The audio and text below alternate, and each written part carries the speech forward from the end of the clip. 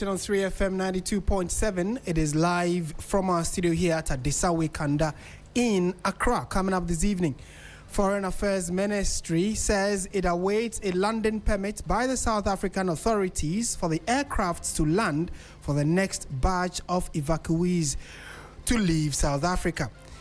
Also coming up, could your next trip via public transport cost you more? Well, fuel prices are up, but transport operators can't agree on what their next step will be. This hour will attempt to clarify the confusion for you. And later in the bulletin, a warning rings out to NDC members. It's clear and simple. Stop the presidential campaign activities. The elders say they are disruptive, but who is campaigning and when does it officially start? Details of all of these and more for the next 1 hour, including business and sports at the tail end. Before that, though, let's bring you the news summaries with Grace Hamwa Ajiman. Hello, Grace. Hi, Martin. Well, Finance Minister Dr. Asiedu-Dartey has announced that the Ghana Cocoa Board will soon issue commercial papers to raise about $1 billion to finance cocoa bean purchases from the 2026-27 crop season. Speaking at the Ghana-UK Investment Summit 2026 in London, Dr. Forson said the move forms part of a new financing strategy aimed at reducing Cocoa Board's dependence on traditional offshore syndicated loans.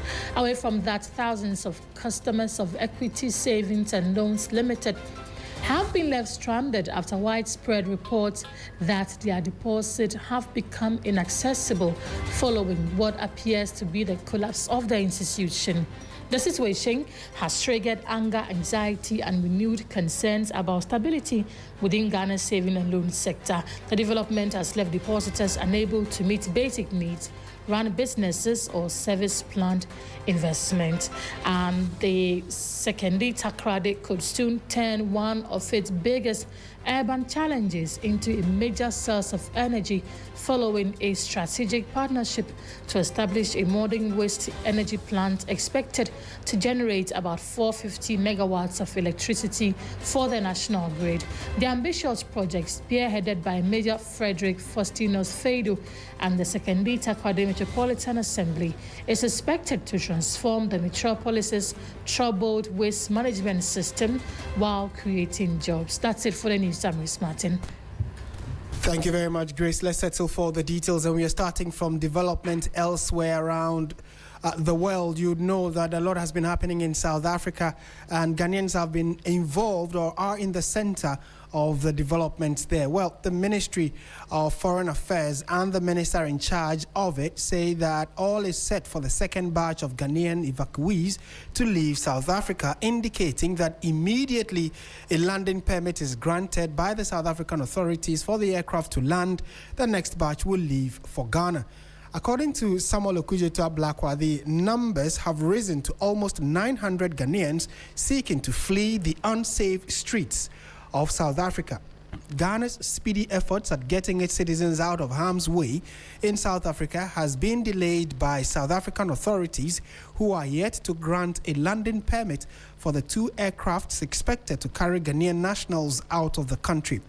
The Foreign Affairs Minister Samuel Okudzeto-Ablakwa says although the number of voluntary evacuees has increased from the original 300, no effort will be spared in repatriating every Ghanaian willing to leave a continually deteriorating country of South Africa. He further debunked assertions by the South African authorities that majority of Ghanaians who were repatriated were illegal immigrants in that country. Let's listen to the minister who has been speaking in an interview. The final batch of Ghanaians in South Africa have all now registered. We have a little above 600.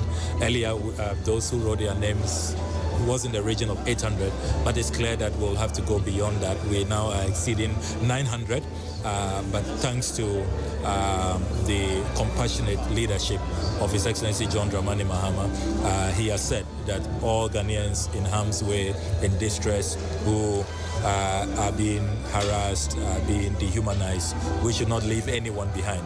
And our foreign policy is that of compassion, is that of leaving no Ghanaian behind. And so we are going to make sure that all Ghanaians are safely taken out of harm's way.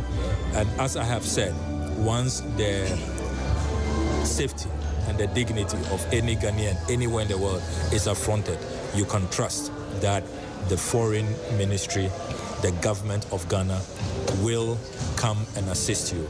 We do not want anybody in this world thinking that Ghanaians are orphaned, Ghanaians don't have a government, Ghanaians are not valued, are not cherished, and so they can mess around with Ghanaians. We will not accept that, and we will go all out to protect Ghanaians and to make sure that the welfare of Ghanaians is safeguarded. So I can assure you that all is set for the next batch to arrive. We're just waiting for the South African authorities to finalize our request for the flight permits so that our chartered jets can move in and bring all the Ghanaians who have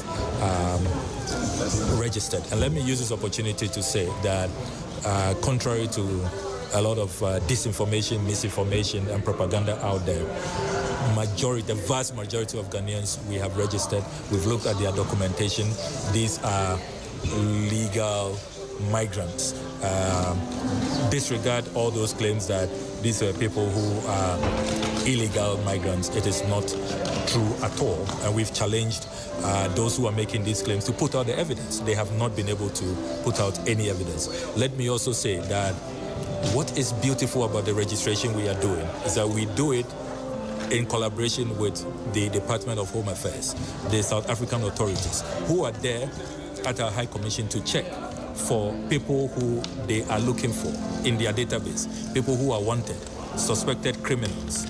And so far, not a single Ghanaian is of interest to the South African authorities. So again, this claim by some propagandists, those who seek to tarnish the image of Ghana, that our citizens were lawbreakers, people who commit crime, and people who are contributing to insecurity and instability in South Africa.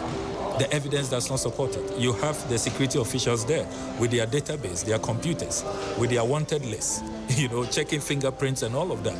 And so far, not a single Ghanaian.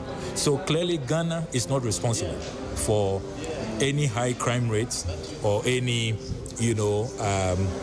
avalanche of illegality going on in South Africa.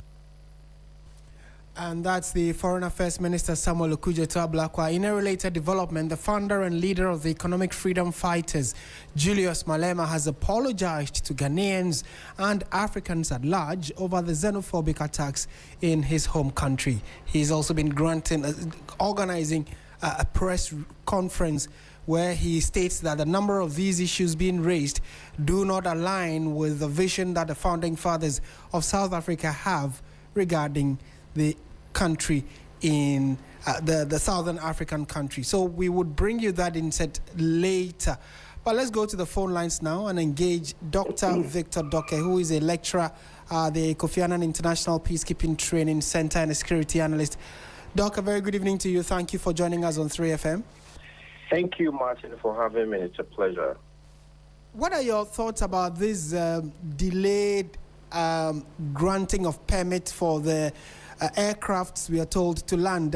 From information we have gathered, all is set. In fact, as of Sunday, the next batch was expected, but we were told that the delays are due to the inability of the South African authorities to grant us permit to land the two aircrafts that we have chartered to bring our citizens home. What are your thoughts on this?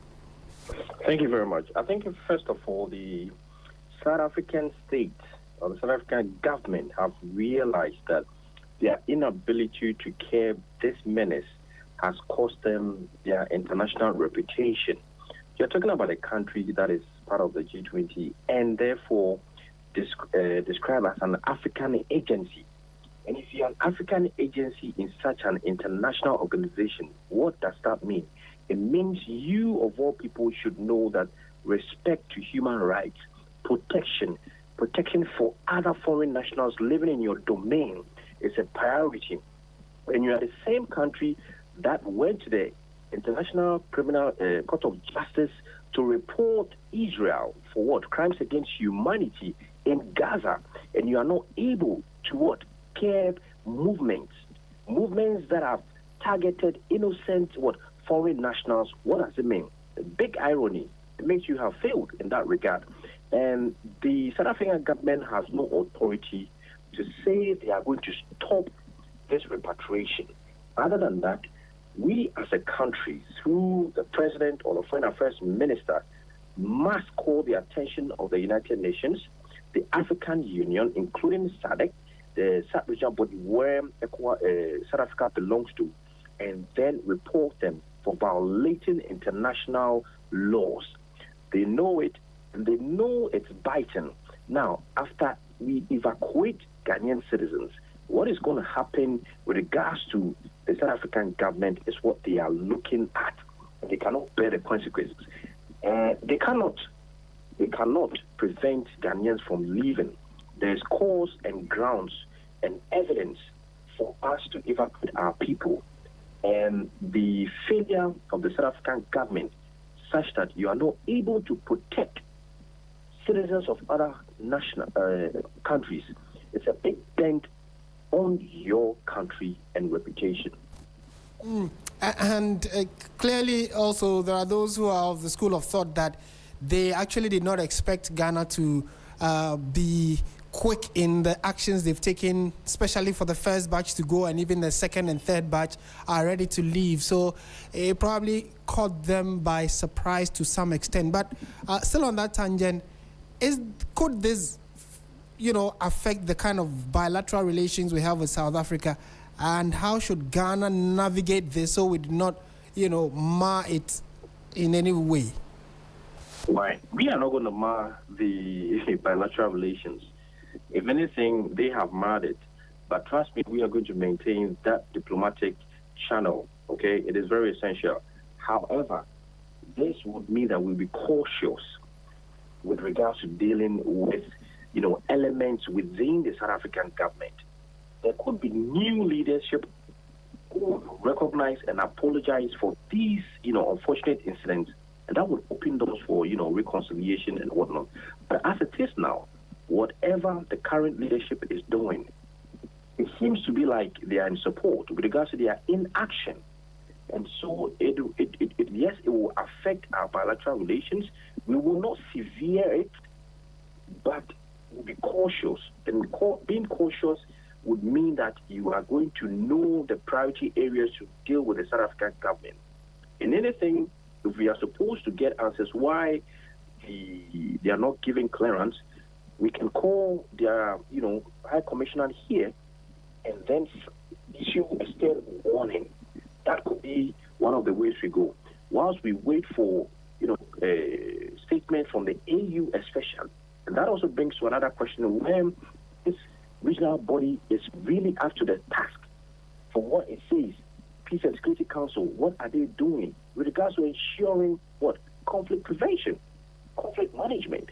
What is it that they have to do? If they have to go down there, meet the leaders of the South African government, and then issue stern warnings, sanctions should be applied as of now, but we are not seeing the sanctions. Sanctions in any form, in any way, we have to issue the sanctions for it to work. But our relationship will continue, but it will be a cautious one on tenterhooks. Trust me, when next year the President, John Mahama, ascends the chair of the AU, then it's going to be a new dimension with regards to what we are seeing. He may hit on it or may not, but overall, our relationship with them is going to be a very, very cautious one. Right. And I mean, the primary concern that some of these South Africans were pushing out, especially on social media, or those who spoke to media across the board, one key issue they were raising was that the citizens in South Africa should leave and go to their own countries and develop those countries. So it may not necessarily be all evil, especially if you just listen to the rhetoric and take aside the actions they were taking to harm people. If you listen to the rhetoric, the general idea is that you guys are in our country because your countries are not developed and that you've come here to come and try and make ends meet. What lessons can be taken from the general episode playing before our eyes for other African countries? That yes, your citizens are there because of this, but Are there any positives at all we can glean from what's happening in South Africa? Okay, so there's no positive from negative from such situations, in conflict situations, except that this is a different dynamics altogether. People travel for various reasons, and once they are there legally, okay, contributing to the local economy, okay, and recruiting South Africans to be part of their business, paying them, paying taxes, okay, that is a positive, and contributions to that local economy is essential. But we have our neighbors, Nigerians, yes, we have conflicts one or other ways where they are not supposed to tread, they try, and then what? Our institutions are quick to come in and resolve the issue. Now, we are aiming for what? A borderless Africa. Talking about what? The African Continental Free Trade Area. And with this kind of attitude, how do we even implement that very nice policy or framework? If you say we should leave your country because ours is not developed, and that because you are developed, you are taking your jobs or whatever, that's not the way to go. There are channels. There are channels. You can present petitions and then let your authorities deal with the situation. Otherwise, people have lived there decades, years. There was nothing untoward like this. Why now? It means the lessons we are taking is the individual states having to look at their structural ills, their structural challenges. South Africa has its own problems with regards to creation of employment, provision of basic needs, just like Ghana, just like Nigeria, just like any other African country. But that does not mean that when foreigners come into our countries to do legitimate business, we should feel they are taking our jobs. We can go into the same avenue as they are or partner with them. That is the lessons we can take from this. But overall, if we aim to implement policies or frameworks such as the African Continental Free Trade, Borderless Africa, then all these would mean we are not going to achieve our objective or aims. We'll still be where we are. We'll go forward. And we should forget about development. Doc, always a pleasure talking to you. Thank you so much for your time this evening. Thank you very much, Martin.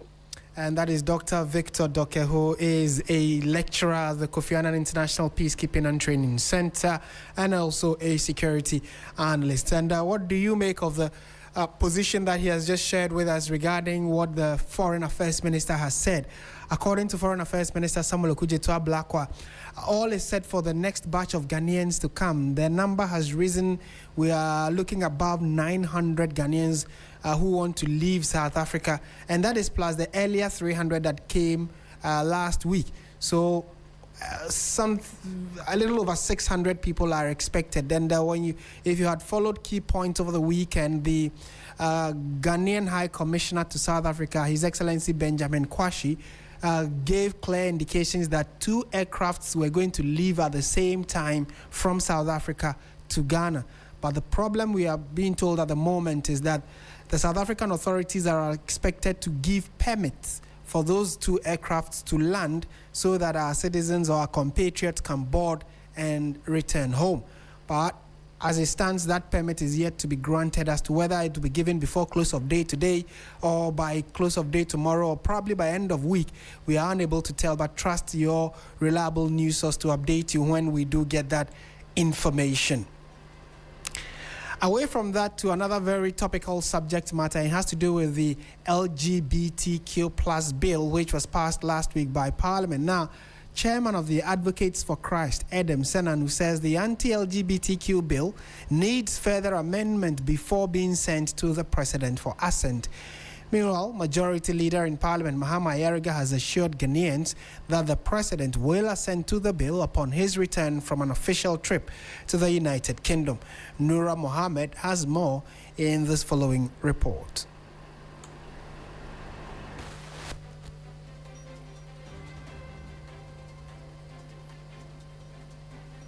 Many Ghanaians, including rights groups and religious organizations, are eagerly awaiting President John Dramani Mahama's decision on the newly passed Human Sexual Rights and Family Values Bill, also known as the Anti-LGBTQ+ Bill. While the minority in Parliament continues to oppose the amended legislation, supporters are urging the President to grant his assent. Chairman of Advocates for Christ and a strong supporter of the bill, Edem Senanu, says further amendment is needed before assent is granted. My expectation is that the President should review, and I'm saying this because some issues have been raised regarding the exemptions, the Article 9 exemptions. There's at least one that I think weakens the intent of this pro-family values bill, as we call it. And I think that we ought to review that. You cannot just leave it and say any non-governmental or public sector entity that gives information should be exempt. It is important that the purpose be clearly articulated. Meanwhile, questions have emerged over the time frame within which the President is expected to act, as well as the legal options available to him under the Constitution. Private legal practitioner Martin Kwebu weighs in. Generally, this is what it is. The law doesn't tie the President to a specific time that he must sign. It's not expressly stated aside that he must sign, let's say, within a week or two. Otherwise, then he's in trouble. No. What it is that he's been given a lot of leeway to decide when to sign, right? But we also know that when you go around or when you say you look at the context of the bill, in the past, he's indicated that he's willing to sign once Parliament passes the bill and it comes to him. We all expect that he will do it within a reasonable time. If he finds that there are parts of the bill that are not, let's say, constitutional, okay, and it's possible Parliament can slip here or there, then in that case, he will do a paper and tell Parliament that he's not able to sign because of X, Y, Z. For now, Ghanaians await a final decision from the President, a move that could either advance the legislation or send it back to Parliament for further review. Noura Mohammed, Accra.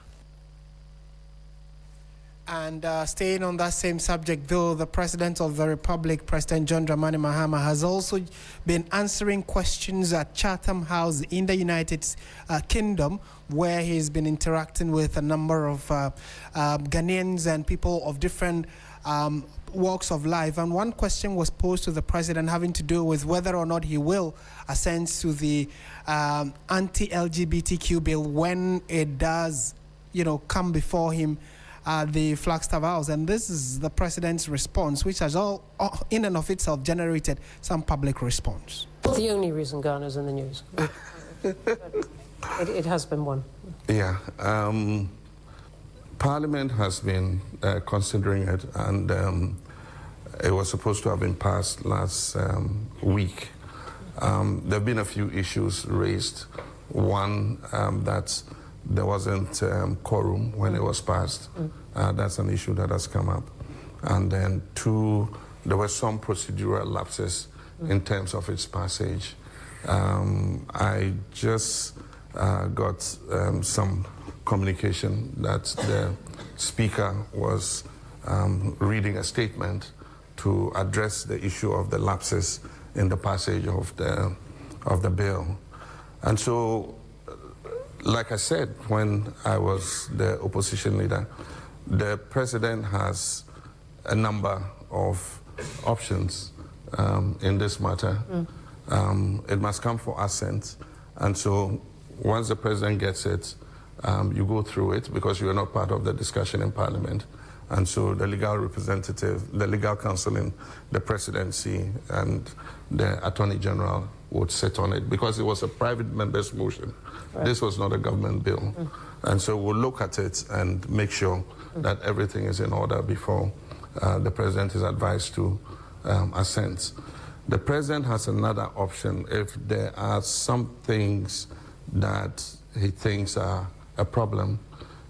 He can refer to the Council of State for advice. The Council of State is an advisory body to the president, and so they will take a look at it, and then they will advise the president. And if there are issues, substantial issues that are raised, the president would return the bill to Parliament, indicating exactly what the issues are. And so there's still quite a while to go before that bill becomes law. Thank you for setting that out so clearly. Let me ask you.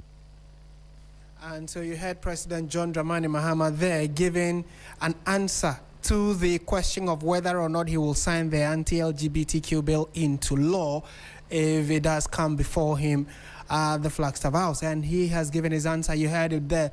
And that answer he has given has thrown up quite some frenzy, with a number of people already sharing different views on the president's answer, saying that there isn't enough certainty in the answer that the president has given. But, well, your thoughts are also welcome on this issue. Do send it to us on our social media streams, Facebook, YouTube. We are there. Do let us know what you make of these thoughts expressed by His Excellency, the President of the Republic. Away from that, though, the cocoa sector is getting a major legislative boost, and we will bring you that particular issue as well as some others that we have for you. This is 3FM 92.7. Stay with us.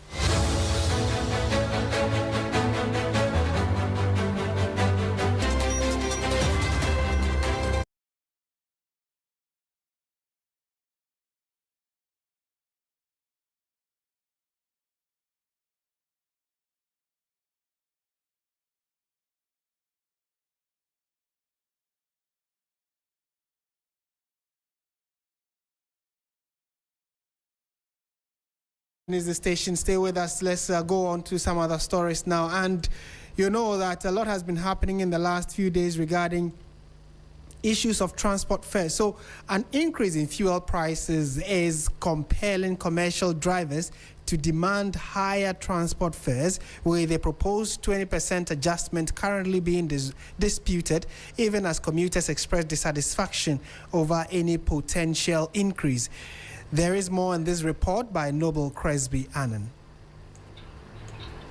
Transport operators in Ghana are divided over a proposed 20% increase in public transport fares, with fuel price recording marginal increases and spare parts cost continuing to rise. Operators say they are facing mounting pressure to sustain their businesses and keep services running. As a result, a section of the transport industry has proposed a 20% upward adjustment in fares. For some drivers, this is a good starting point. It have a lot of impact because now they have to increase fare. If fare increases too, they will increase spare parts. If spare parts increase, they will increase foodstuffs and many things. Tomato better 3 times 4 times. No more than 2 years. A high spare parts and so why adding. As I could see. Sana ya bedroom pempenso say almost on bet my 20% to on the buy. I think this 20% cannot help us at all, honestly speaking. No, it's not enough. The 20% is not enough. It will not help us at all. About 30% of it will be better. 30% maybe we'll manage. Even that one too also is a problem actually, but we'll manage. It doesn't help us at all. At least, roughly, if they can make it up until 30%, it's going to help us.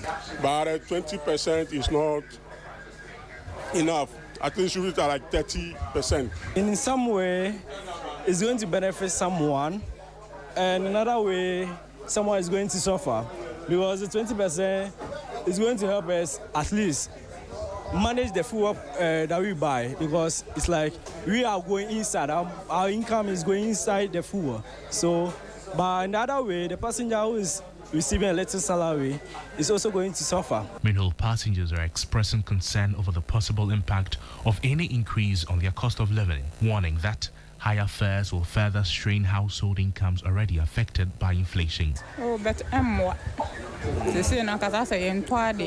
An increase in fuel prices won't help us right now. My sales aren't good. I will increase the price of my goods if fuel prices go up. Just as discussions on the proposed percentage adjustment continue, the road transport operators say the purported 20% increase should be disregarded.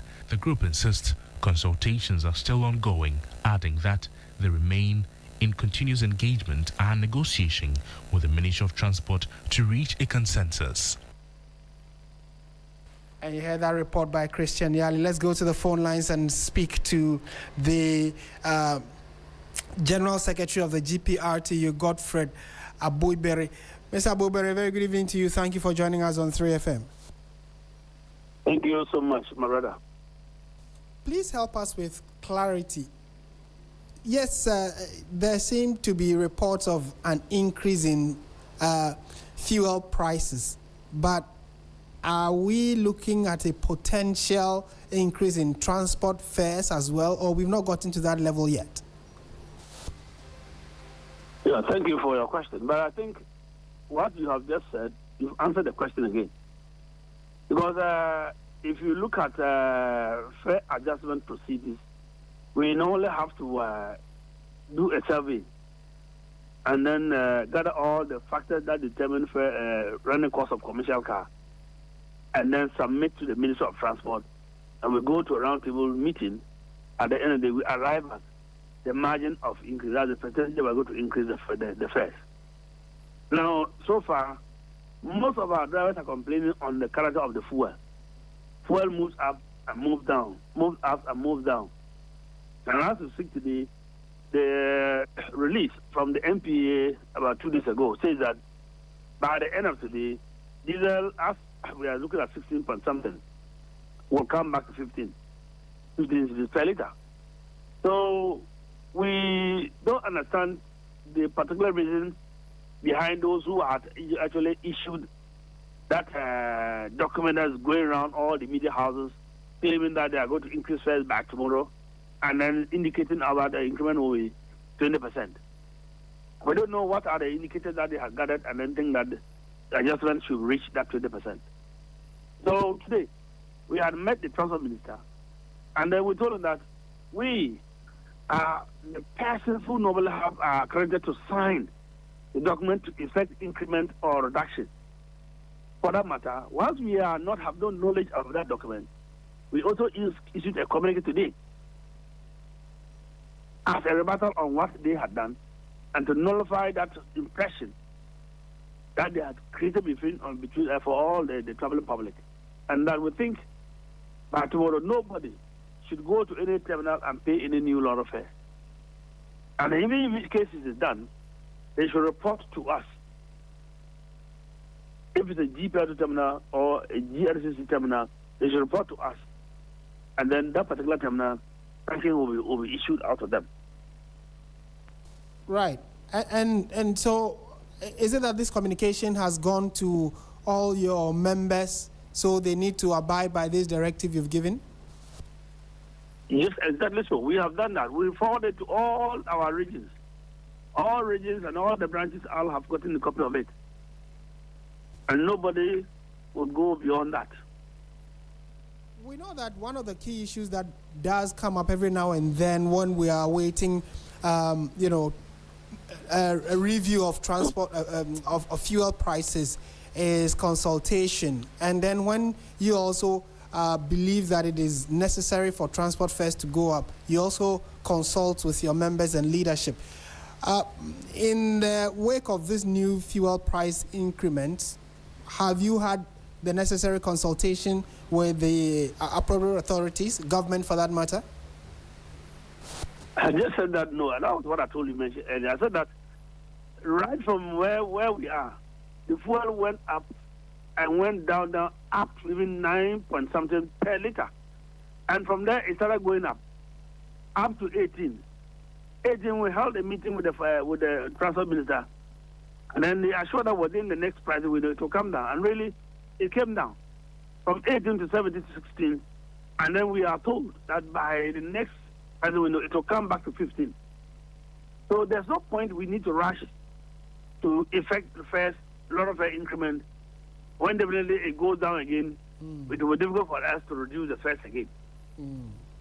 So we just have to urge the general public to disregard that publication of the intended fare increment tomorrow. Right. And maybe in concluding this part of the conversation, certainly the reasons why we are likely to see, or we are seeing this fuel price increase, is because of external factors. Do you believe that fully and truly the external factors are still affecting us and could even affect us more, and government may not necessarily be able to absorb whatever difference there may be when it has to do with maybe increasing transport fares? No, when we reach there, government will take a decision on their own. We cannot think for government. Right now, if the fuel prices is coming down, we can't think for government. And we are not going to know that whether the war will continue or it will end. Right. Well, that's a fair point to make, but fingers crossed. I'm sure it's our anticipation and hope that things will normalize elsewhere, so we don't have to increase fares. But thank you so much for speaking to us this evening, sir. Thank you. And you've been hearing the one of the very key issues that plague a lot of people: transport fares. When transport fares do go up, it affects almost everything. And you just heard from the GPRTU, who have given indications that as we speak, they have not increased any transport fares. So disregard the reports you are hearing about an increase in transport fares. Although they know of a proposed 20% adjustment in fuel prices, they are optimistic that things could normalize going forward. And fingers crossed, we'll wait to see what their consultations with government, which is yet to happen, and global developments would mean to the fuel we all consume as a country. On to some other stories now. Cocoa sector is getting a massive legislative boost. This afternoon, Ghana's finance minister said a new bill will soon be laid before Parliament. According to Dr. Atto-Forson, this new legislation will reform Cocoa Board and strengthen the institution's financial and operational framework. He also says a transaction advisor has already submitted a report on a new commercial paper intended to support Cocoa Board's planned debt issuance and enhance its access to financing through the capital market. Here is the finance minister at the Ghana-UK Summit Investment Conference, which is currently ongoing in the United Kingdom. The transaction advisor that we contracted to put together the Cocoa Board new issuance have just submitted their report, and I think we are ready to issue the paper anytime soon. It's going to be commercial paper. Non-residents will be invited to participate, and we are not solely relying on Ghanaian banks. We rely also on pension funds and also on non-resident investors. We'll issue it 3 tranches. Tranche 1 will be able to cover up to 2 months of purchases. Tranche 2 will cover another 3 months of purchases, and tranche 3 will cover the rest of the season. We have structured it in such a way that the receivables will go into an escrow arrangement, and we'll use the same receivables to repay those facilities. We have structured it again in a way that we'll retire it within a period of 8 months. So 8 months, the debt will not exist, and the following season we'll reissue it. The old syndication served Ghana well for at least 33 years. Even though it provided liquidity to the central bank, to the Ghana Cocoa Board to be able to buy cocoa, it denied the country from value addition. And so we believe that we need to depart from the old structuring. We'll be able to process a minimum of 50% of cocoa purchases locally. And that's our Finance Minister, Dr. Kesel Atto-Forson. There is a bit more on the cocoa sector reform because the Central Bank Governor, Dr. Johnson Pandit Esiama, says a new commercial paper program is also in the works to address the financial challenges of Cocoa Board.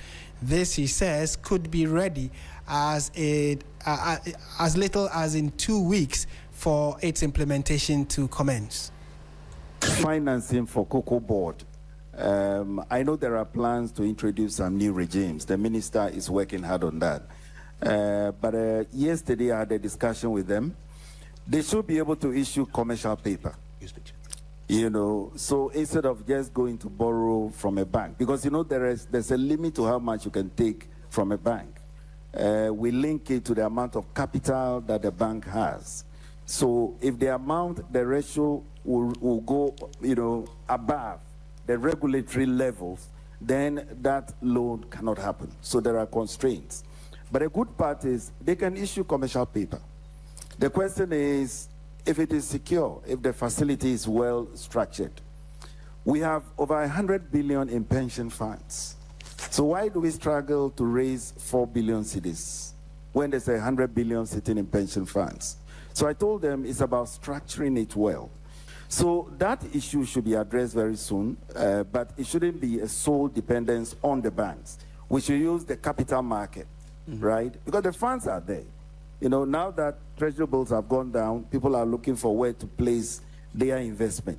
So it's all about structuring. And I'm working with Cocoa Board, together with the minister, to put together some commercial paper. I'm sure within the next 1 week or two, that problem will be addressed. And that is Dr. Johnson Esiama, Ghana's central bank governor. Joining us on the phone now is the co-convener of the Ghana Civil Society Cocoa Platform. And he's in the person of Obed Owusu-Adai. Mr. Owusu-Adai, good evening. Thank you for joining us on 3FM. Hi, thank you very much for having me. I'm sure you've heard the finance minister and the governor of the central bank both talking about a proposed new paper or a planned debt issuance to help with the running of Cocoa Board and especially the debt that is hanging around its neck. What are your general thoughts on this new restructuring proposal from government? Well, thank you once again for having me. And we have always said that the major problem within the cocoa sector is liquidity. Liquidity meaning that funds to be able to purchase beans from farmers. And this season is a good example that farmers took their beans to the cocoa shed, and as at now, some farmers have still not been paid. So any attempt by government, by Cocoa Board, by the Bank of Ghana to support in restructuring and bringing new liquidity into the sector is always welcomed. And we look forward to hearing the details of how these papers and how these liquidities will be managed within the sector. And what sort of bill should this be? What critical areas would you expect that it be addressing? Well, one of the major problems of the current Cocoa Board is that it has become the alpha and omega within the sector. And we say this not in a mean way, but just to point to the fact that when you look at the architecture of the Cocoa Board, they are managing farms, or they are helping farmers manage their farms through their Cocoa Health and Extension Division. They are producing seeds, they are purchasing beans, they are marketing beans. It appears when you look at the whole supply chain, and even to the some extent the value chain, Cocoa Board is at the center of every step of this chain. And I think that is where it needs to change. There has been a lot of changes in global cocoa trading and global cocoa marketing. And the Cocoa Board needs to also take advantage of some of the things that are happening. I think, and not only me, but my colleagues within the civil society space, we strongly believe that it is about time that the Cocoa Board attempted to decentralize and also break their work into smaller pieces, or welcome other players into the space. There are a lot of good examples that we can learn from. Look at what is happening in Cameroon and elsewhere, where they have invited private sector into the cocoa marketing space. We think that is where Ghana should be learning from and probably should be going. Cocoa Board cannot take upon themselves all these responsibilities. That is what is leading to some of the uncontrolled expenses and the cost and debt that we are seeing, that they are doing everything. They cannot continue to do everything. They need to welcome private sector and other players into that space. So largely it has been, Cocoa Board is too centralized. They need to decentralize and bring in private sector players like you're indicating. Yes, and we think that is what we think should be done, but it should be done in a way that will also not take away the management responsibilities of cocoa board. We know that cocoa board has been protecting farmers from market shocks, and that we still want cocoa board to continue playing that role. But we still think for us to do away with these liquidity challenges that we've been facing almost every year, we welcome the reforms that they are proposing, but in the long term, there need to be private sector participation within that space. If not, 10 years down the line, we will come back to what the syndication did to us. This new bond and papers that they are talking about, when cocoa syndication started, we saw it as a good thing, and it was coming to address the problem. Some years down the line, we are seeing the challenges that it has brought. We think private sector participation in cocoa marketing and liquidity issues will be the way forward. And it's happening everywhere. When you go to the mining sector, other sectors, they are welcoming private sector participation within that space. And so I think cocoa board should be magnanimous enough to welcome private sector participation within that space. Right, and finally, I heard part of your submission talk about the fact that cocoa board largely has been protecting farmers. We know, or is expected to be protecting farmers. The major part of the conversation largely has been on the policy direction and the management of cocoa board. Is the gap between the regular farmer or the everyday farmer who goes to farm, break their back to make sure their cocoa trees perform well for them to get the proceeds, is the gap between them and those that sit in the offices to legislate and deliberate and take decisions on their behalf widening, or you think that we are gradually finding common ground between these two entities? Oh, well, Martin, that gap will always widen because unfortunately, cocoa is an international commodity and the prices are determined on the international market.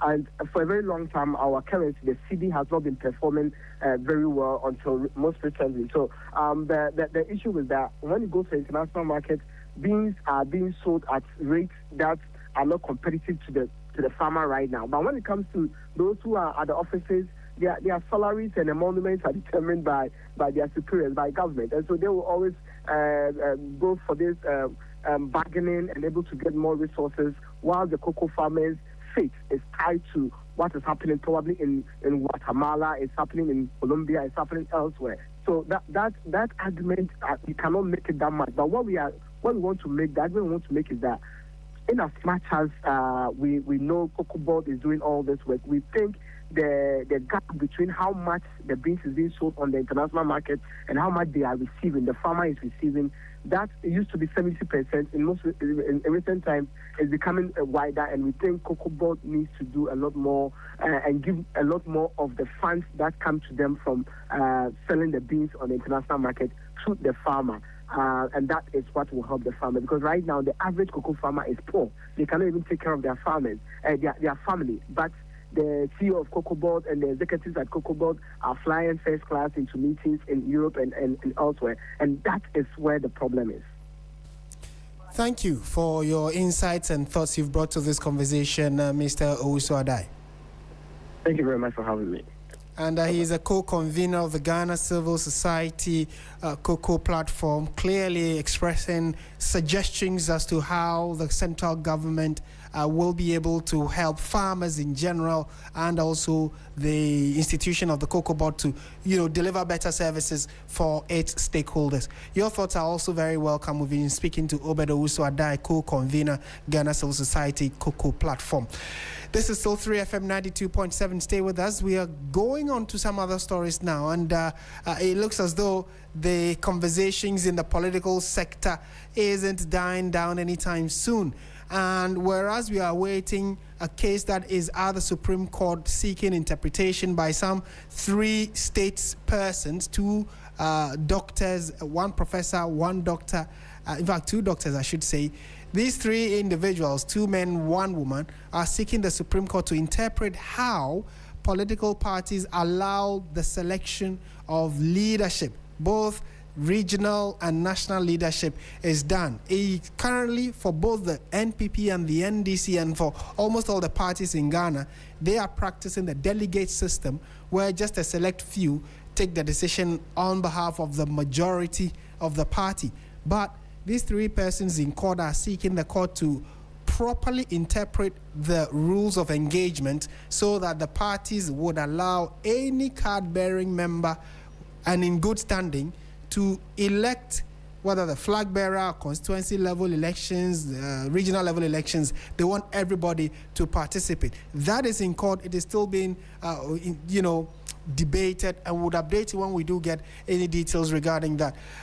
However, the National Democratic Congress has cautioned all its members, and the Council of Elders of the party are asking party members to immediately cease all activities related to its presidential primary. The elders say they are concerned about premature campaigns and endorsements of certain personalities and figures in the party. The council released a statement and we'll be taking you through some of the key aspects of the statement. It goes to say that the council reminds members of the umbrella family that only the National Executive Committee is constitutionally mandated to determine the timetable and guidelines for presidential primary. The statement also stresses that until the process is officially opened, no individual or group is authorized to engage in any form of campaign activity, urging members to focus on governance and successful implementation of government's reset agenda. The elders advise against activities they say have the potential to create division, distraction, or unnecessary internal competition. These include all forms of campaigning, mobilization, endorsements, publicity, or related activities intended to advance the presidential ambitions of any prospective candidate. The time for internal contests will come, but for now, our collective responsibility is to serve the nation and successfully implement the mandate entrusted to us. And that's the statement that has come in from the National Executive Council of the National Democratic Congress, cautioning or warning its members not to start advocating and campaigning when the current administration has still about some 2 years to go. They gave a part of their constitution that clarifies when campaigning can start. That hasn't come up yet. So if you are a member of the NDC in good standing, be mindful. You just may be expelled or sacked from the party if you flout this particular directive.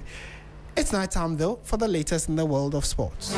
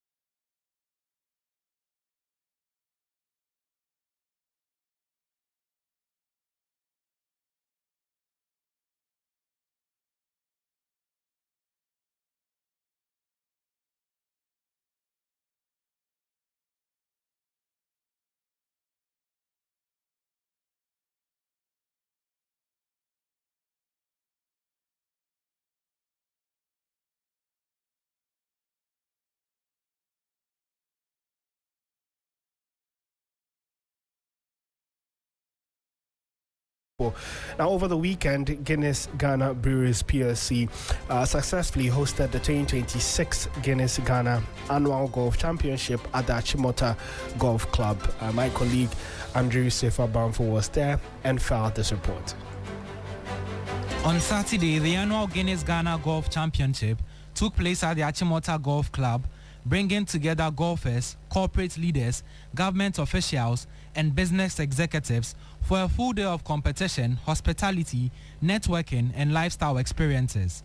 The championship which teed off at 6:30 a.m., attracted over 120 golfers and guests, reinforcing its growing place as one of Ghana's notable sporting and lifestyle platforms. The event, built on the success of the inaugural edition, further positioned Guinness Ghana as a business committed to creating high-value experiences that connect people, brands, sport, and community.